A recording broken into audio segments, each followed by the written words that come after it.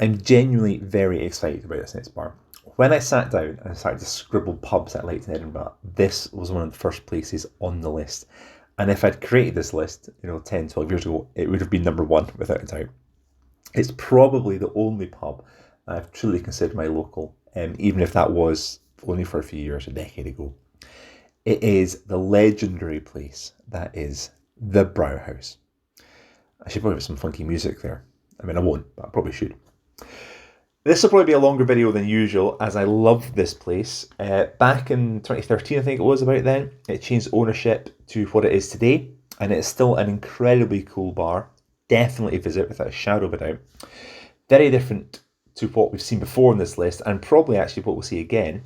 The decor is very rustic, the drink selection is unique, the atmosphere actually is to be unrivaled. It's a very, very cool place. The original aim of the Brauhaus was to be a German bar, and it did have a bunch of actually German locals who could be found in there, sipping away in their 200 milliliter glasses of Kolsch.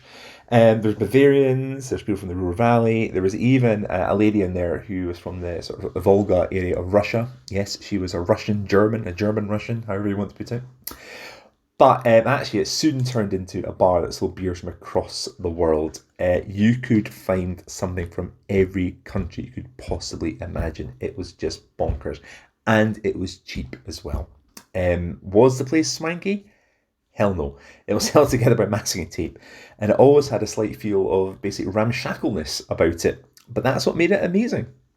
It was adopted by Hearts fans. It was a Hearts pub. It had beer lovers from across, not just Edinburgh, across Scotland would come to it. And of course, it had its fair share of hipsters, as it was probably the most hipster place in the world without even trying to be. Bar staff were legendary. They knew the beers, they could make recommendations to anyone. They really could. If you came in and claimed you didn't like beer, they would find something that you did like. There's too many to mention, but a few of the people that served me over the times in there, who was there was the Aussie guy who I think on his last day had to be carried out. He was that drunk. There was Nico, the legendary Nico, 2 for the price of 1. There was a grumpy English guy, the kind of guy who's so grumpy it's actually quite funny to see him being grumpy. You try and make him even more grumpy.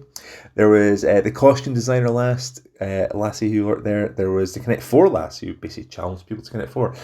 And of course there was Mark who, I'll just pop that in the microwave for you. He would cook you your dinner. If you came in for your dinner, he would often cook it for you. Fantastic. Basically the bar was a community of locals, great bar staff and passerbys who were always made to feel welcome. As I stated earlier, it did change ownership in about 2013, and although it still has the rustic look about it and the ethos is the same, drinks of the world remain, that kind of stuff, it's frankly a bit more polished now than it was, and therefore it's lost a little bit of its charm. But as I said, it's still well worth a visit. And on the day that I visited, I was with a friend of mine, the barman was absolutely in fantastic form. He was recommending all sorts of things. He had full of chat and actually made me leave wanting to go back again. And that's what a pub needs to do. If you're in a pub, what you want to do is leave and think, I want to go there again. That was great. And it did that. So maybe the Brauhaus is back. Who knows? So raise a glass to pub number 93 on the list. The one, the only, the Brauhaus. Whiskey's from Is it? Yeah, it's not from Logan as well.